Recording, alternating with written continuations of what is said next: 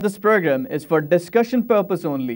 Business Plus TV or any of our anchor does not bear any responsibility or liability towards the content.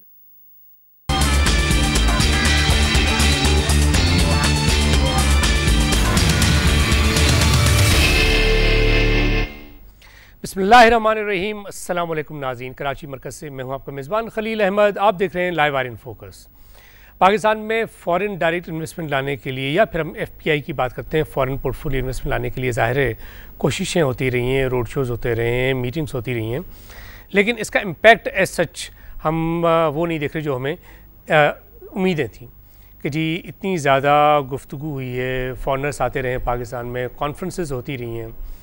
आखिर ये जो international business practices हैं, क्या हम यहाँ पे इम्प्लीमेंट कर रहे हैं, उनका यहाँ पे इस्तेमाल हो रहा है, अमल दरामद प्रॉपर तरीके से हो रहा है, और जो बाहर से सरमायाकार आते हैं पाकिस्तान में उनका बेसिकली इंटरेस्ट क्या होता है? As such return on investment होता है कि जी हम यहाँ पे अगर पैसा लगाएंगे तो हमें इतना पैसा वापस मिलेगा। रिपेट्रिएशन ऑफ कैपिटल होता है, जो बाय एंड लार्ज हम देख रहे हैं कि इस माली साल में अगर हम बात करें तो रवा माली साल में तकरीबन 1.2 बिलियन अमेरिकन डॉलर से ज़्यादा का अमाउंट बाहर जा चुका है थ्रू रिपेट्रिएशन ऑफ प्रॉफिट।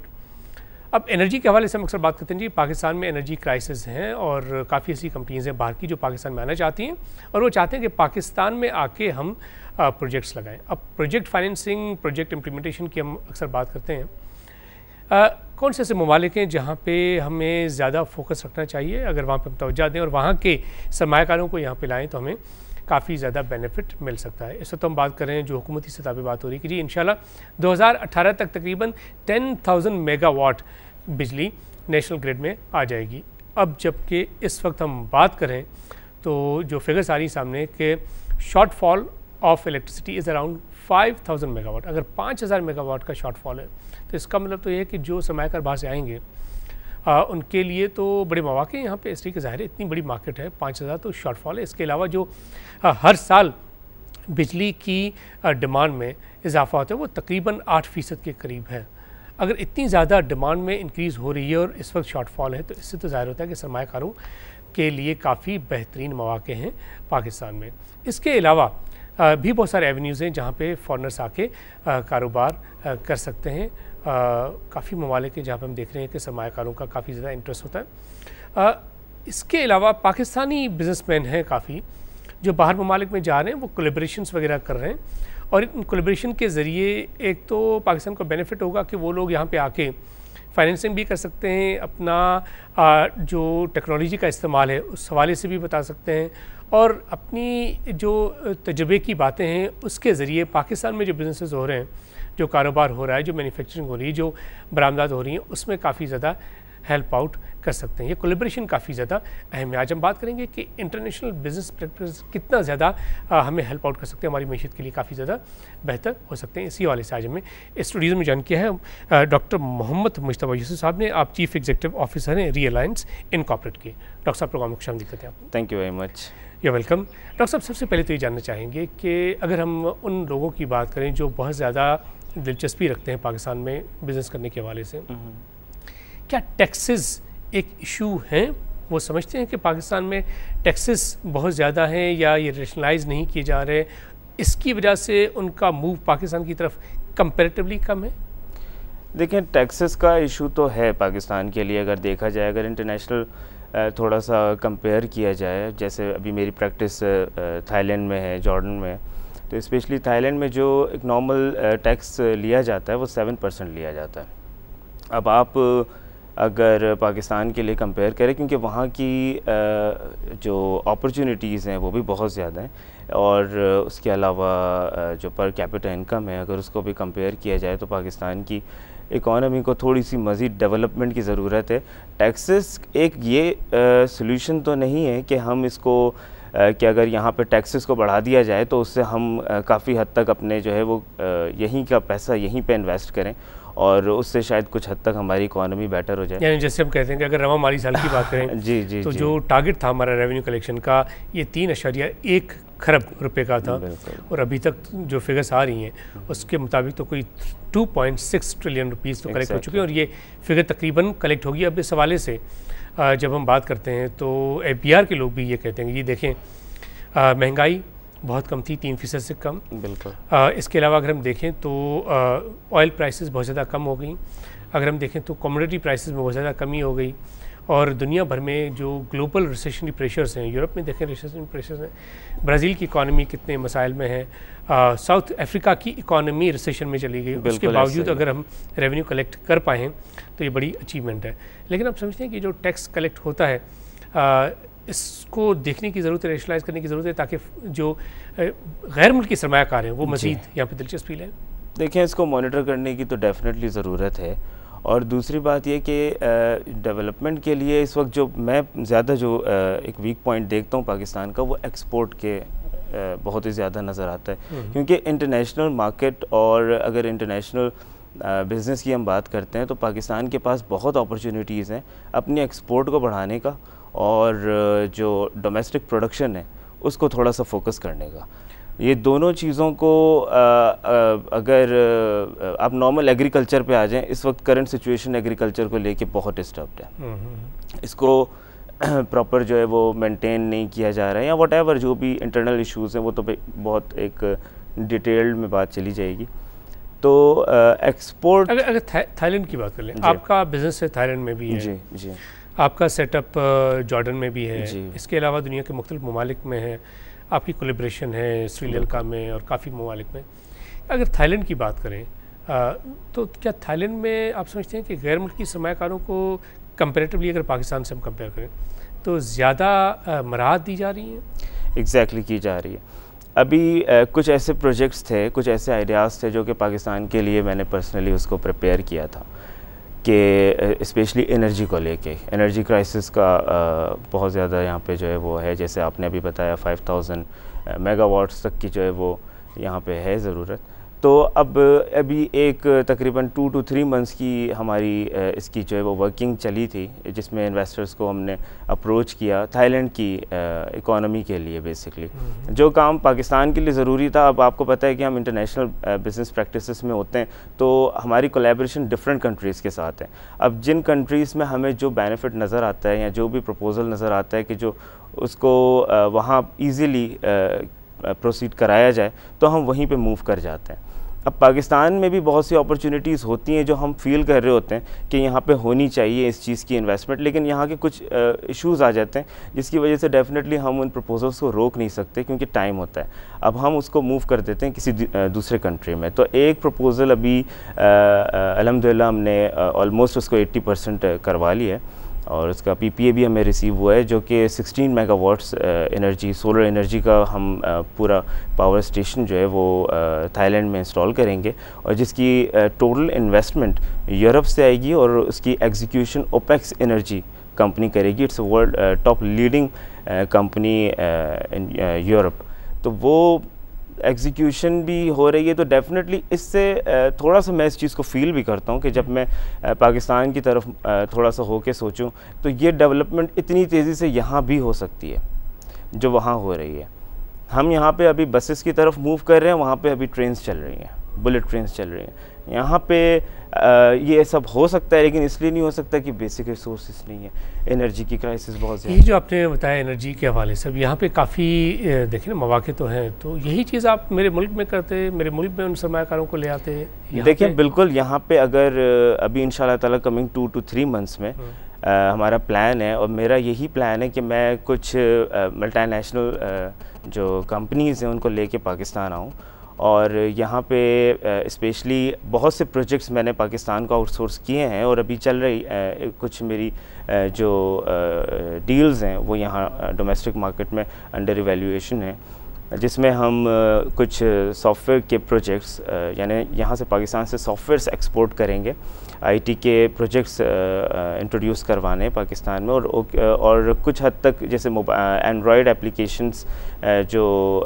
इस वक्त जो आपको पता है कि मार्केट में काफ़ी उसकी इंटरनेशनल मार्केट में भी उसकी डिमांड है, स्पेशली स्मॉल बिजनेसेस एप्लीकेशंस हैं और कॉर्पोरेट बिजनेस एप्लीकेशंस हैं जो कि एंड्रॉयड पे लोग इसको यूज़ करना चाह रहे हैं। अब वहाँ पे फॉरेन कंट्रीज़ में ये बहुत एक्सपेंसिव है इसकी सर्विसेज, तो मैं उसको लेके पाकिस्तान आया हूँ, और यहाँ पे अल्हम्दुलिल्लाह मैंने प्रोजेक्ट स्टार्ट करवा दिए हैं कुछ सॉफ्टवेयर हाउसेस के साथ। इनको मैंने कोलैबोरेशन करवा दी कि अब ये जो थाईलैंड में इवन के वेब डेवलपमेंट के भी प्रोजेक्ट्स जो बिल्कुल बेसिक प्रोजेक्ट्स हैं, क्योंकि बहुत कॉस्ट हमारी जो है वो प्राइसेस में वेरिएशन है इंटरनेशनल और लोकल की। यहाँ की लेबर बहुत सस्ती है, यहाँ पे काम बहुत अच्छे से हो जाता है कम पैसों में। एक प्रोजेक्ट तो मैंने पाकिस्तान को ये दिया। सेकंड प्रोजेक्ट अभी अल्हम्दुलिल्लाह ये भी मेरा कमिंग मंथ में फ़ाइनल हो जाएगा। यहाँ की लोकल जो कंपनीज़ हैं जो पैकेजिंग और जो प्लास्टिक बॉटल्स वगैरह की जो मैन्युफैक्चरिंग कर रही हैं, वहाँ पे यूरोप की मार्केट में जो मेरे अपने जैसे मेरा अपना फार्मास्यूटिकल्स का भी बिज़नेस है और कुछ कोलैबोरेशन है फार्मा की कंपनीज़ के साथ, तो अल्हम्दुलिल्लाह एक ट्रस्ट और रिलेशन मेरा ऐसा है कि मैं वहाँ से बहुत इजीली प्रोजेक्ट पाकिस्तान लेके आ सकता हूँ। स्पेशली अभी जैसे यहाँ पे मैंने कुछ प्रोजेक्ट्स दिए हैं, वो अराउंड एवरी मंथ एक कंपनी हर महीने जो ऑर्डर प्लेस करती है वो पाकिस्तान को करेगी 20,000 यूनिट्स का, कि यहाँ से वो प्रोड्यूस किए जाएँ, उसकी पैकेजिंग, उसकी डिज़ाइनिंग और वो एक्सपोर्ट किए जाएँ उन कंट्रीज़ को जहाँ पे ये इनके ओरिजिन्स हैं। तो इस तरह हम पाकिस्तान में मिलियंस ऑफ यूनिट्स के ऑर्डर्स ला सकते हैं। This is very easy to me, क्योंकि अल्हम्दुलिल्लाह इंटरनेशनल मार्केट में जो ट्रस्ट मैंने भी डेवलप किया है और जो इंशाल्लाह ताला फ्यूचर में भी अल्लाह ने चाहा तो मेंटेन रखेंगे इसको, तो हम पाकिस्तान को बहुत से प्रोजेक्ट्स यहाँ पे इंपोर्ट कर सकते हैं और यहाँ से बहुत सी चीज़ें हैं जो एक्सपोर्ट की जा सकती हैं। लेकिन यहाँ जो प्रोडक्शन कैपेसिटी है इन चीज़ों को लेके वो थोड़ी सी कम है, या आप समझें कि उसकी रिसोर्सेज वीक होने की वजह से कम है। काफ़ी इंडस्ट्रीज़ पाकिस्तान से चली गई। अगर वो आज इंडस्ट्रीज़ यहाँ पे होती तो हम डेफिनेटली ज़्यादा से ज़्यादा प्रोजेक्ट्स लेके पाकिस्तान आते। अगर इस साल ये टैक्सेस के इश्यूज़ इतने ज़्यादा ना बढ़े होते तो डेफिनेटली फिर उतना ही ज़्यादा बेनिफिट होता, क्योंकि ये taxes is not a solution. What I think कि मैं टैक्सेस को बढ़ा के अपने कंट्री को मैं नहीं कर सकता इतना जितना हम एक्सपोर्ट के थ्रू या हम डिफरेंट सर्विसेज को लेके जाएं बाहर की मार्केट में, तो वो हमें ज़्यादा आई थिंक कि एक लुक्रेटिव हमारे कंट्री के लिए ये एक ऑप्शन होगा, इसको लेके चला जाए। तो एनर्जी प्रोजेक्ट्स में कौन कौन से ममालिक ज़्यादा आपको दिलचस्पी लेते हुए दिखाई देते हैं कि पाकिस्तान में आए? यहाँ पे ख़ास तौर पे जैसे सोलर की आपने बात की, रिन्यूएबल एनर्जी के हवाले से जी जी मेरी आपसे कोई मुलाकात मेरे ख्याल में कोई हुई है, कोई 8-10 साल पहले से हम जानते हैं एक दूसरे को, तो मुझे याद पड़ता है कि आपने एनर्जी के कुछ प्रोजेक्ट्स किए थे यहाँ पे, कुछ प्रोडक्ट्स भी आपने इंपोर्ट की थी, शायद मलेशिया के साथ आपकी कोलैबोरेशन थी। कोलैबोरेशन मेरी रही है यहाँ पे, और लोकल जो कंपनीज़ यहाँ पे काम कर रही हैं ऑलरेडी उनके साथ मेरी कंसल्टेंसी लिंक्स रहे हैं। पर्सनली इटसेल्फ मैंने इसको किया नहीं, क्योंकि उसकी वजह ये थी कि इसको थोड़ा सा मैं ख़ुद भी प्रैक्टिस में था कि मैं देखना चाहता था कि इसमें हम लाइक एक लर्निंग स्टेज, क्योंकि आप इस बात को ख़ुद भी समझते हैं कि जब तक आप डोमेस्टिक मार्केट को थोड़ा सा ठीक से लर्न ना कर लें आप इंटरनेशनल मार्केट में ज़्यादा इजीली चीज़ों को नहीं अडॉप्ट कर सकते।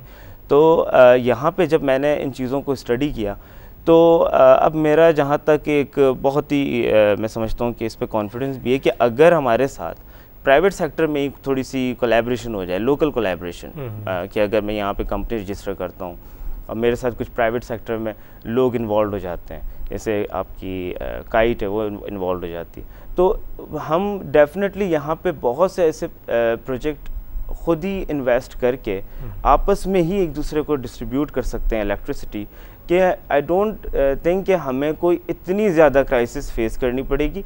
अराउंड 60 to 70% हम खुद को अपनी ही इन्वेस्टमेंट से सिक्योर कर सकते हैं। जो लॉसेस हम बेयर कर रहे हैं उससे बेहतर है कि एक वन टाइम इन्वेस्टमेंट जॉइंटली सब मिलके करें, एक पावर प्लांट इंस्टॉल करें और उसी की एनर्जी अपनी जो इलेक्ट्रिसिटी जनरेट हो उसको आपस में यूटिलाइज़ करें, उसको आपस में कंज्यूम करें।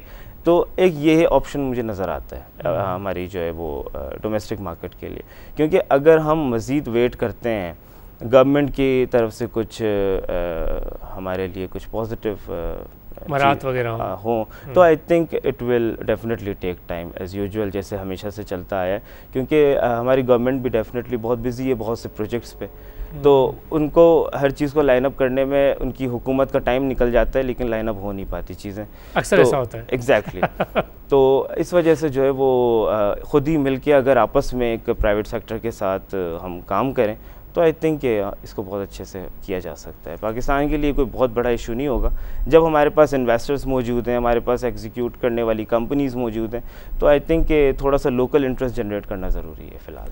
आंसर अच्छा ये फ्रॉम डॉक्टर साहब कि अगर हम यूटिलिटीज़ के हवाले से बात करें, बिजली की बात करें, पानी की बात करें, तो क्या गैर मुल्की सरमायाकार जो यहाँ आते रहे हैं आपके पास, जिनसे आपकी डिस्कशन भी होती रही है, क्या वो इन चीज़ों को भी खातिर खा तवज्जो देते हैं और कहते हैं कि जी ये मसाइल हैं इस वजह से हम नहीं आ रहे, या एक अहमी जो इशू बेसिकली देखिए टैक्सेस का है? डिपेंड करता है कि how do you convince people कि वो आपने जितनी पॉजिटिव चीज़ें बतानी होंगी तो उनको उतनी पॉजिटिव चीज़ें समझ भी आएंगी।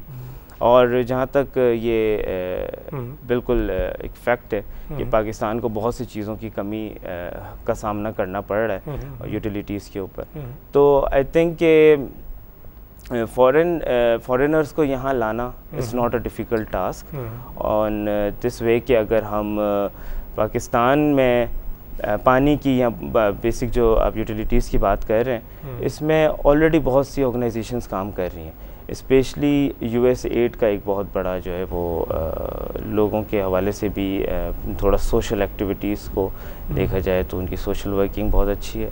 और दूसरा ये कि ये जो क्राइसिस आप बताते हैं पानी के और इन चीज़ों की, ये एक नॉर्मल चीज़ है। मेरा ख्याल है इसको बहुत टाइम लगेगा रीस्टोर होने में, लेकिन इंशाल्लाह कभी ना कभी ये ज़रूर हो जाएंगे। लेकिन उम्मीद तो यही करते हैं इसलिए कि अभी ये जो बजट आया है अगले माली साल के लिए, उसमें भी जो एलोकेशन हुई है, जितने भी फंड्स मुख्तस किए गए हैं वो नाकाफ़ी लगते हैं। इसलिए कि सिर्फ हम कराची की बात कर लें तो कराची में भी यहाँ जितने भी कारोबारी हज़रात हैं, जब उनसे भी गुफ्तगू होती है तो ये कहते हैं कि जी K4 को कम्प्लीट होना था 2013 में और अभी तक हमें कोई जो है एक्चुअली साइंस नज़र नहीं आती इसकी कंपटीशन के, शायद अगले 2-3-4 साल में कोई स्ट्रेटजी नहीं है सच। कोई ऐसा अगर है इनके पास कुछ ऐसा प्लान, कुछ एक्शन प्लान बनाया हुआ हो कि हमने इन स्पेसिफिक जगहों पे मूव करना है और इनको इतने टाइम पीरियड में हम कवर कर देंगे, तो आई थिंक हो सकता है। क्योंकि हमारी जितनी गवर्नमेंट की माशाल्लाह एक फोर्स है जो कि इंटरनल हमारी गवर्नमेंट की, इतने मिनिस्टर्स हैं और इतना हमारा माशाल्लाह निज़ाम है, अगर इंडिविजुअली सबको एक प्रॉपर तरीके से डिपार्टमेंट को मॉनिटर करके चला जाए तो I think her cheese time पे की जा सकती है। कोई इतना बड़ा इशू नहीं होगा। ये 5 साल बहुत हैं अगर इसको वाकई सही मायनों में सोच के अगर रिस्टोर किया जाए पूरे इंटरेस्ट के साथ। अच्छा, ये जो आप कोलैबोरेशन आप कर रहे हैं मुख्तलिफ ममालिक में, चाहे वो थाईलैंड में कर रहे हो या अभी आपने जॉर्डन की बात की, श्रीलंका, ये कोलैबोरेशंस क्या एज़ पाकिस्तानी कंपनी आप कर रहे हैं, या और इससे कोई पाकिस्तान को बेनिफिट होगा कि यहाँ पे एम्प्लॉयमेंट जनरेशन होगी? क्योंकि आपके डिस्ट्रीब्यूशन चैनल तो मेरे ख्याल में बिल्कुल जैसे श्रीलंका वगैरह में एग्जैक्टली क्योंकि देखें इंटरनेशनल ये आपस की कोलैबोरेशन बेसिकली B2B बिज़नेस है जो ऑब्जेक्टिव है मेरा। हम यहाँ पे फॉर एग्ज़ाम्पल के थाईलैंड की कुछ कंपनीज़ को अगर ज़रूरियात उनकी पूरी ना हो रही हो, कुछ बेसिक लाइक जैसे मैंने अभी आपको बताया कि हम पाकिस्तान से बहुत सी चीज़ें करवा के उनको दे रहे हैं, थाईलैंड को दे रहे हैं, जॉर्डन को दे रहे हैं, तो इस तरह बहुत सी चीज़ें हैं जो थाईलैंड को ज़रूरत पड़ती है चाइना की, ठीक है, यूरोप को ज़रूरत पड़ती है थाईलैंड की, या यूरोप को ज़रूरत पड़ रही है चाइना की। तो इनकी आपस में कंट्रीज़ की कोलैबोरेशन कराना हमारी एक्सपर्टीज़ है। हम इनको आपस में मिला रहे हैं। अराउंड कोई 13 to 15 कंट्रीज़ हमने जो है आपस में अपने चैनल में रखी हैं, जिनको हम आपस में फॉरेन डायरेक्ट इन्वेस्टमेंट के हवाले से भी और बहुत से ऐसे जो नॉर्मल उनकी नीड्स हैं उसके हवाले से भी हम काम कर रहे हैं। सेकंड ये कि पाकिस्तान की अगर बेनिफिट की बात है, देखिए अगर मैं इंटरनेशनल मार्केट में इन इन्वेस्टमेंट प्लान्स को उनको पहले बेनिफिट दूंगा, अगर उनकी कंट्रीज़ को पहले बेनिफिट होगा then they will think about me and my country first. मैं इसको ऐसे कहूँ कि मुझे पहले अपना उनको ट्रस्ट बनाना है और उनको मेरी ज़ात से पहले फ़ायदा होना चाहिए, तो then easily they will move to my country. फिर वो पाकिस्तान में भी आके बहुत सी चीज़ों को सोचेंगे। जहाँ तक इतनी एक्टिविटीज़ की बात है कि अल्हम्दुलिल्लाह एक प्रोजेक्ट हमने वहाँ पे विन किया है। अगर आप समझें कि पाकिस्तान बीइंग अ पाकिस्तानी अल्हम्दुलिल्लाह कि मैंने उनको अगर कोई ऐसा बेनिफिट दे दिया जिससे उनको $2 बिलियन का फ़ायदा हो जाता है, तो आई थिंक कि इन फ्यूचर पाकिस्तान को $20 बिलियन का रिटर्न मिल सकता है। Agreed right. तो मेरी पॉलिसीज़ थोड़ी सी मैं जिस तरीके से काम कर रहा हूँ तो मुझे थोड़ा सा इस चीज़ का आइडिया है कि इनको किस तरह से किसको लेके चलना है। तो हर मार्केट के हिसाब से और हर कंट्री के हिसाब से बहुत डिफरेंट हमें स्ट्रैटेजीज़ रखनी होती हैं, बहुत डिफरेंट प्लान बनाने होते हैं। अदरवाइज़ उसको आपको पता है कि थोड़ा सा जो है वो इसमें कॉम्प्लिकेशंस भी आ जाती हैं। अच्छा, अगर हम उर्दन की बात करें तो वहाँ तो मतलब it's very expensive to go there and to spend even for vacations. अब उर्दन के साथ पाकिस्तान क्या कौन सी ऐसी प्रोडक्ट्स हैं, क्या ऐसी कोलैबोरेशन आप समझते हैं एज बीइंग अ बिजनेसमैन जो की जा सकती है जिससे पाकिस्तान को भी बेनिफिट ऑफ कोर्स उर्दन को भी हो? देखिए, इट डिपेंड्स, आप रिसर्च करें मार्केट को, इंटरनेशनल मार्केट को देखें, हर कंट्री की आपको नीड्स पता चलेंगी, कौन सी नीड किस कंट्री से पूरी हो सकती है, वैसे प्रपोजल्स उनको बना के दें, चाहे वो उनके ट्रेड डेवलपमेंट के हवाले से हो या बहुत सी चीज़ें हैं। आप इवन कि आप फॉरेनर होकर डोमेस्टिक मार्केट में भी काम कर सकते हैं, ज़रूरी नहीं है कि आप वहाँ से बैठ के आप फिर इंटरनेशनल मार्केट पे मूव करें।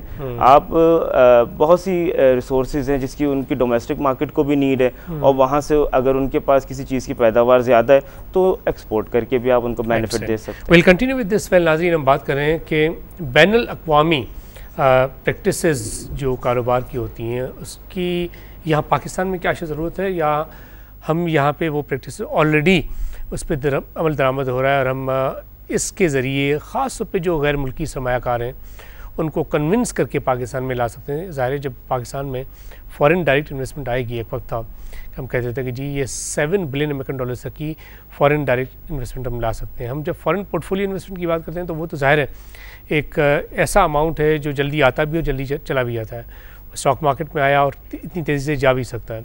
लेकिन फ़ॉरेन डायरेक्ट इन्वेस्टमेंट की अगर हम बात करें तो वो तो ज़ाहिर है उससे एम्प्लॉयमेंट क्रिएशन भी होती है और फिर पॉवर्टी एलिवेशन के हम अक्सर बात करते हैं। जो इकोनॉमिक एक्टिविटी बेसिकली बढ़ती है किसी भी मुल्क की हम बात करें वो फ़ॉरेन डायरेक्ट इन्वेस्टमेंट से ही बढ़ती है। दुनिया के अगर हम एमर्जिंग इकॉनमीज़ की बात करें, उन ममालिक की बात करें जिनमें हम चाइना की बात करते हैं, ब्राज़ील की बात करते हैं, हम इंडिया की बात करते हैं, इवन इन बांग्लादेश, और फिर हम साउथ अफ्रीका, नाइजीरिया, तो वहाँ पे इस चीज़ को ज़ाहिर है फोकस में रखा जाता है कि बाहर से जो इन्वेस्टमेंट आए उसके ज़रिए एम्प्लॉयमेंट जनरेशन हो। वक्त ब्रेक का साथ रहिएगा।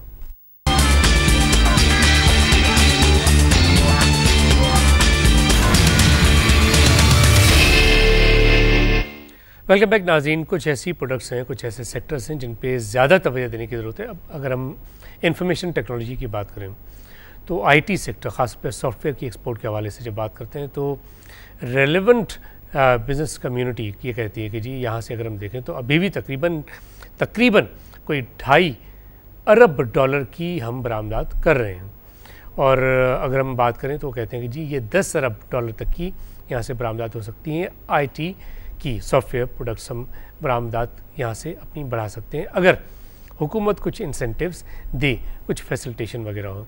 अब सरमायाकारी के हवाले से कि आईटी के हवाले से हम बात करते हैं तो दो ही ममालिक हमारे सामने आते हैं।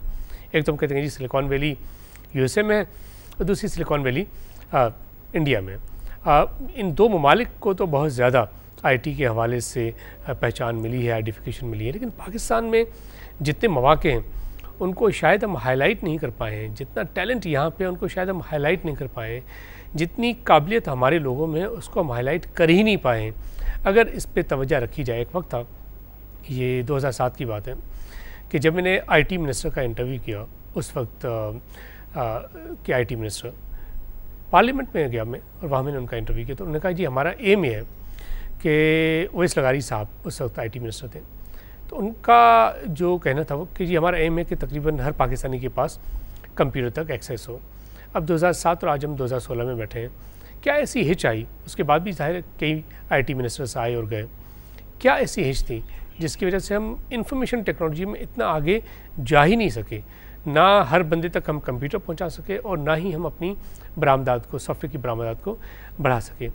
अब इस वक्त अगर हम उन कंपनीज़ की बात करें जो कहते हैं, शिकायत करते हैं कि जी एक्सपोर्ट को बढ़ाने के हवाले से जो बरामदात हमारी इस वक्त हो रही है उसको अगर बढ़ाना है तो हुकूमत को ख़ास तौर पर तवज्जो देनी पड़ेगी। इस सेक्टर में बहुत ज़्यादा पोटेंशियल है। फिर हम फार्मा की बात करें तो फार्मा की भी बरामदात अगर देखें तो वो गिर रही हैं। उसके हवाले से अभी तक जो इक़दामात हम देख रहे हैं कोई खातिर खामी नज़र नहीं आते। इन दोनों सेक्टर्स पे अगर तवज्जो रखी जाए according to the relevant business community, तो काफ़ी ज़्यादा हमारी बरामदात में इजाफा हो सकता है। डॉक्टर साहब ये फरमाइएगा कि पहले अगर हम बात करें ख़ास तौर पे फार्मा की, तो फार्मा प्रोडक्ट्स पाकिस्तान में इंपोर्ट भी होती हैं, एक्सपोर्ट भी होती हैं।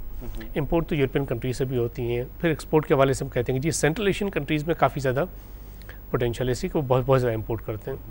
अब ये जो वस्ती एशिया है, इसको भी हम डिस्कवर पोटेंशियल इसकी हम उससे फ़ायदा नहीं उठा पाए, क्या वजूहत है? और पाकिस्तान की पोटेंशियल के हवाले से देखें, पाकिस्तान के लिए इस वक्त स्पेशली स्टार्ट लेते हैं कि मेरा जहाँ से अपना ओरिजिन है फार्मा का, तो वहाँ पे थाईलैंड में जो प्रोडक्ट्स हम मैन्युफैक्चर कर रहे हैं ऑर्गेनिक प्रोडक्ट्स हैं सारी, और न्यूट्रोसिटिकल्स और फाइटोसिटिकल्स प्रोडक्ट हैं, जिसका मैं समझता हूँ कि इस वक्त पूरी वर्ल्ड में एक बूम है और एक नीड है, क्योंकि लोग केमिकल से हटना चाह रहे हैं।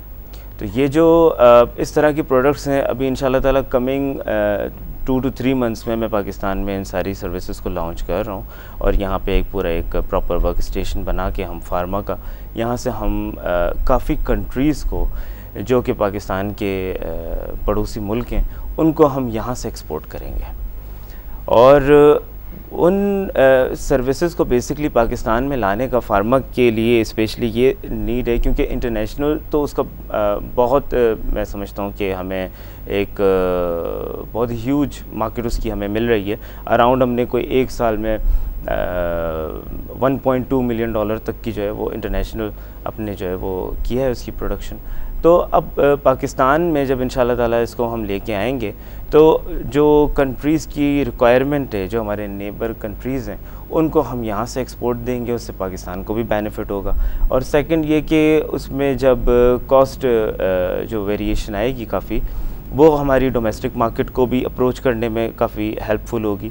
और स्पेशली जो प्रोडक्ट्स हम जिसकी हमारी बाकायदा पूरी रिसर्च एंड डेवलपमेंट, और हमने कुछ साइंटिस्ट भी हायर किए हुए हैं जो स्पेशली काम कर रहे हैं एंटी कैंसर के ऊपर।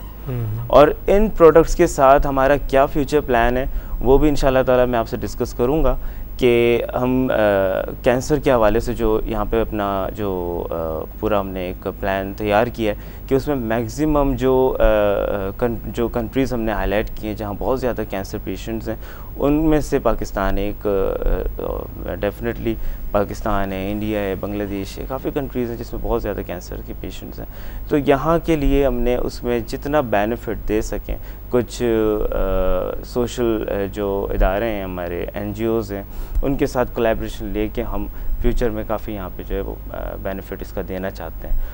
और स्पेशली जहाँ तक दूसरी फार्मास्यूटिकल्स की बात है कि डेफ़िनेटली इस वक्त बिज़नेस मैं सिर्फ पाकिस्तान के लिए नहीं कहूँगा, डेफ़िनेटली काफ़ी कंट्रीज़ की इस वक्त जो है वो इकॉनमी काफ़ी डिस्टर्ब चल रही है। स्पेशली अगर थाईलैंड की मैं बात करूं तो थाईलैंड की 2013 की आप अगर थोड़ी सी पर कैपिटा इनकम देखते हैं तो अराउंड कोई 3,500-4 हज़ार जो है वो डॉलर के करीब थी, जो कि अब $2,500 भी नहीं है।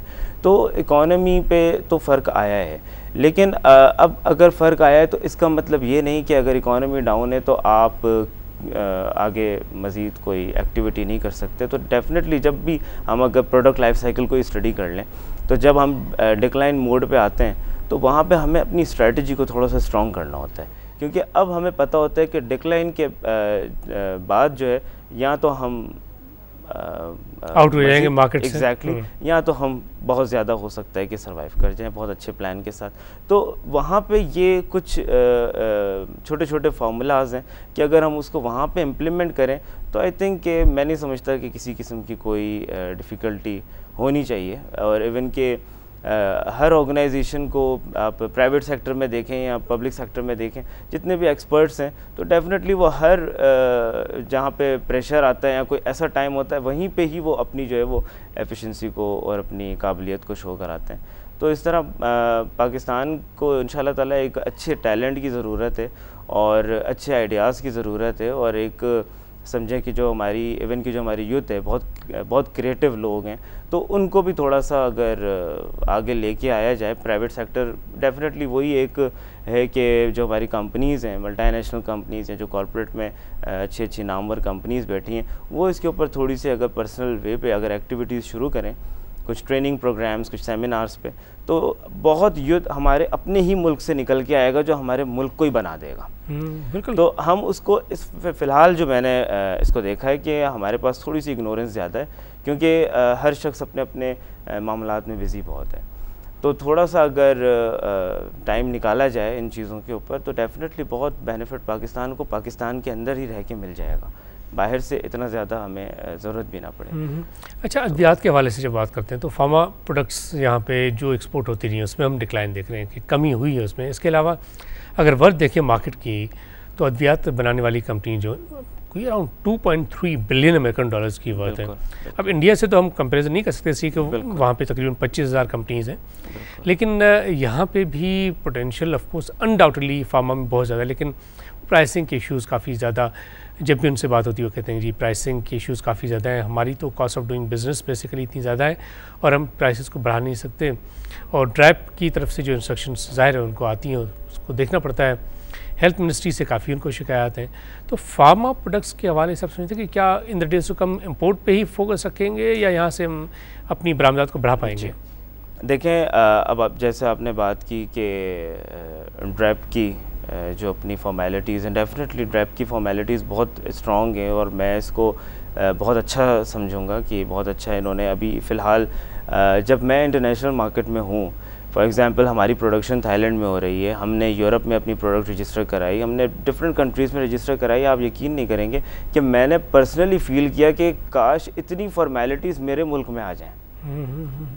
मेडिसिन से बेनिफिट होता है कंपनीज़ को? डेफिनेटली नहीं, कंपनीज़ को बेनिफिट की बात नहीं, इकोनॉमी को बेनिफिट होता है। क्वालिटी जो मेडिसिन कंज्यूम कर रहे हैं, हम जो यूज़ कर रहे हैं, उसमें पाकिस्तान में बहुत सी ऐसी लोकल कंपनीज़ भी हैं फार्मा जो बग़ैर अप्रूव जो मेडिसिन है वो भी लोकल मार्केट को दे रही हैं। तो ड्रैप के लिए तो ये बहुत अच्छे, मैं इसको अप्रिशिएट करूँगा इस बात पे कि इन्होंने थोड़ी सी फॉर्मेलिटीज़ को बढ़ाया है अभी, चाहे वो इम्पोर्टेड प्रोडक्ट हो या जो लोकल प्रोडक्ट तैयार हो रही हो, मार्केट में आने से पहले कुछ रिस्ट्रिक्शंस उन्होंने अपनी तरफ से डाली हैं, ये बहुत पॉजिटिव पॉइंट है। दूसरी बात ये कि आपने कि जो मेडिसिन अप्रोच में नहीं आ रही हैं या ये रीज़न है, बिल्कुल ऐसा ही रीज़न है, क्योंकि देखें सबसे बड़ी बात ये है कि गवर्नमेंट की तरफ से जो हमें स्पेशली फार्मा को एक थोड़ी सी कंफर्ट मिलनी चाहिए कि टैक्सेस में एटलीस्ट कुछ नहीं कर सकते। अगर आपने एनुअल जो बजट है हमारा मेडिकल जो बजट होता है, हेल्थ का जो बजट या तो उन्होंने पाकिस्तान को जब इतना ज़्यादा आप नहीं दे रहे हैं, फॉर एग्ज़ाम्पल उसमें आपको थोड़ी प्रॉब्लम है, रुपए का टोटल बजट, लेकिन मिलता नहीं है ना, उसमें हैं कुछ प्रॉब्लम्स। हो सकता है कि वो इंशाल्लाह ताला इस पे वर्किंग करेगी गवर्नमेंट, तो उसको सॉल्व कर लेगी, ये भी कोई बहुत बड़ा इशू नहीं होगा।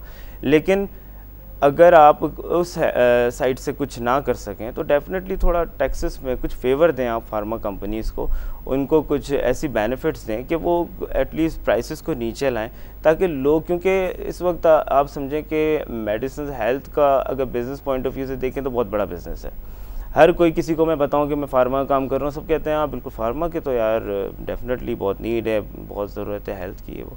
लेकिन बात हेल्थ की नहीं है, बात है कि आप लोगों को जो चीज़ प्रोवाइड करते हैं वो उनकी अप्रोच में आनी चाहिए, वो उसको इजीली इस्तेमाल कर सकें, क्योंकि इसमें बहुत सी कंटिन्यूएशन होती है कि ज़रूरी नहीं है कि अब आप इस बात को ख़ुद भी जानते हैं कि बहुत सी मेडिसिन हैं जिसको लाइफ टाइम भी लेना होता है। अब लोग उसको अफोर्ड कैसे करें, या तो गवर्नमेंट कुछ इस तरह की कुछ सर्विसेज मार्केट में लॉन्च करे कि जिसमें लोग उसको जो अफोर्ड नहीं कर सकते हो वो एटलीस्ट उसको 10% या 15% पे करके ले लें। ठीक है, गवर्नमेंट 80% अपनी तरफ से पे कर दे, लेकिन एटलीस्ट वो 20% भी अगर लोगों से गवर्नमेंट चार्ज करेगी तो आई थिंक कि उसमें भी लॉस नहीं है, बेनिफिट ही है। तो बहुत सी ऐसे सॉल्यूशंस निकाले जाएं जो कि एटलीस्ट आवाम तक पहुंचाए जाएं, आवाम को प्रायोरिटी बनाई जाए, और आई थिंक कि सबसे अच्छा बिज़नेस भी और सबसे अच्छा काम भी यही है कि आप आवाम को सेटिस्फाई रखें। और जो हमारे, क्योंकि बेसिकली बिज़नेस में भी यही है, हमारे लिए जो भी हमारे बॉस हैं, अगर एक बॉस का भी बॉस है तो वो उसका कस्टमर है। ठीक है, तो हमें जिस तरह हम अपने कस्टमर को इतनी कंफर्ट दे रहे हैं, इतना उसको हम वीआईपी मोड पे लेके चल रहे होते हैं, तो इस तरह गवर्नमेंट अगर आवाम को इतना वीआईपी बना दे तो आई थिंक कि हमारे बहुत से प्रॉब्लम सॉल्व हो जाएं। लेकिन अगर हम डिफरेंट कंट्रीज़ में जाते हैं, कंपैरिजन पे अगर थोड़ा सा हम देखें तो वहाँ पे बड़ी इंसान की जान आप समझेंगे, अपने जो अवाम है हर कंट्री की, इनकी थाईलैंड की आप देख लें, उनकी बड़ी इंपॉर्टेंस है गवर्नमेंट की नज़र में। वहाँ पे वो काम 2 घंटे में हो जाते हैं जो यहाँ 2 महीने में भी नहीं होते। गवर्नमेंट की बात कर रहा हूँ, वो अपने इसी वजह से गैर मुल्की सरमायाकार नहीं आ रहे। एग्जैक्टली नहीं, गैर मुल्की सरमायाकार के जो इश्यूज़ इतने ज़्यादा नहीं हैं, अगर उनको अच्छे आइडियाज़ प्लान्स दिए जाएं, और पाकिस्तान के लिए डेफिनेटली अगर गवर्नमेंट की तरफ से भी हमें सपोर्ट मिलती है या प्राइवेट सेक्टर से हमें सपोर्ट मिलती है, जैसे मैंने अभी आपको काइट का बताया कि अगर यहाँ पे लोकल इंडस्ट्रीज़ ही हमारे एनर्जी के प्रोजेक्ट्स के ऊपर इम्प्लीमेंट करें, तो इन्वेस्टमेंट लाना, प्रोजेक्ट एग्जीक्यूट करना कोई इशू नहीं है। यहीं पे लोकल जनरेट करके इलेक्ट्रिसिटी आपस में ही सप्लाई कर लें, ठीक है, गवर्नमेंट को भी दिया जाए, उसमें जो भी टैक्स बने या जो भी फॉर्मेलिटीज़ हों। लेकिन बहुत से आइडियाज़ ऐसे हैं कि हम उनको आपस में खुद ही कुछ कर सकते हैं, क्योंकि अगर जब ज़्यादा गवर्नमेंट की तरफ से हमें बेनिफिट ना हो तो उसके लिए आपको फिर खुद से कुछ आइडियाज़ बना के इम्प्लीमेंट करना। ये जो आपका आइडिया है दैट इज़ वंडरफुल, लेकिन क्या ये हो सकता है? इसलिए एक एग्जाम्पल ले लेते हैं। जर्मनी में इंडिविजुअल्स इलेक्ट्रिसिटी जनरेट करते हैं, खुद ही अपने उन्होंने मैकेनिज़्म बनाए हुए, और फिर जो कंजम्पशन उनकी होती है उससे जो एक्स्ट्रा होती है वो हुकूमत को बेचते भी हैं। यहाँ पे actually do you think it is possible, it can be done, is doable? बिल्कुल हो सकता है, बिल्कुल हो सकता है। और इसके लिए मैं समझता हूँ कि प्राइवेट सेक्टर से ही हमें हेल्प मिलेगी तो ये काम बहुत ईजीली हो सकता है। जैसे आपने देखा कि इस वक्त फौजी फर्टिलाइज़र ने अपना प्लांट लगाया हुआ है, आई थिंक 50 मेगावाट से अबव उनका अपना प्लांट है एनर्जी का, अपनी इंडस्ट्री को भी वो उस पर रन कर रहे हैं। तो बहुत सी इंडस्ट्रीज़ अगर जिनकी कंजप्शन 20 मेगावाट है, वो 40 मेगावाट्स तक की अगर पावर प्लांट्स लगा लेते हैं तो आई थिंक जो उनके एक्स्ट्रा एनर्जी है उसको गवर्नमेंट को सेल आउट करते हैं। गवर्नमेंट वहाँ के नियरेस्ट जो एरियाज़ हैं उनको सप्लाई करते हैं। अच्छा, अब IT के हवाले से आप अगर देखें तो अक्सर जब मेरी मुलाकातें होती हैं इन लोगों से, कहते हैं कि यार इतनी ज़्यादा यहाँ पे पोटेंशियल है, इतने मौके हैं IT के हवाले से कि अगर इससे को इंडस्ट्री का दर्जा मिल जाता, अगर इसको हुकूमत सपोर्ट करती, हुकूमत कुछ मराहत का ऐलान करती, हुकूमत तरजीहात देती, और हमारे जो लोकल लोग हैं सॉफ्टवेयर हाउसेस की बात कर लें या फिर जो असेंबलिंग करते हैं हार्डवेयर की, अगर उनको हुकूमत थोड़ा सा उन पर नज़रसानी करती तो हम कहीं के कहीं पहुँच चुके होते। अभी भी देखें, जिन लोगों से मेरी बात होती है वो कहते हैं कि अभी इस वक्त भी तकरीबन $2.5 अरब की तो हम बरामदात कर ही रहे हैं, लेकिन इसको अगर $10 अरब तक लेके जाना है तो हुकूमत को सीरियस होना है। बिल्कुल सही कह रहे हैं आप। लेकिन अगर हम गवर्नमेंट की भी, आपको इस बात का अंदाज़ा है, जहाँ तक शायद मुझे लगता है कि पाकिस्तान की गवर्नमेंट के पास करने के लिए बहुत काम है, इतने काम है कि आवाम के लिए टाइम ही नहीं है। 8 हफ्ते का रेस्ट छोड़ बिजनेस के लिए टाइम नहीं है, लोकल बिजनेस के लिए टाइम नहीं है। उनको उठ के खड़ा होना पड़ा 4 दिन में, 8 वीक्स का अपना रेस्ट छोड़ के। तो पाकिस्तान के पास डेफिनेटली काम बहुत है करने के लिए, तो वो इस साइड पे अभी थोड़ा तवज्जो नहीं दे रहे। बट आई थिंक कि पाकिस्तान में अगर हम IT को सही तरीके से, जैसे मैंने आपको इंटरनेशनल ओवरसीज़ क्लाइंट्स का बताया, तो ओवरसीज़ क्लाइंट्स के ऊपर ही अगर हम फोकस कर लें तो आई थिंक कि हमारे पास बहुत बिजनेस है लाने के लिए। डॉक्टर साहब, it was really wonderful having you on the show, thank you so much for your time. Well नाज़रीन, उम्मीद है आपको हमारा आज का प्रोग्राम पसंद आया होगा। आप अगर फीडबैक देना चाहते हैं तो फेसबुक और ट्विटर के जरिए फीडबैक दे सकते हैं। अब तक के लिए इतना ही। अपने मेज़बान खलील अहमद और हमारी पूरी प्रोडक्शन टीम को इजाज़त दीजिए। अल्लाह हाफ़िज़।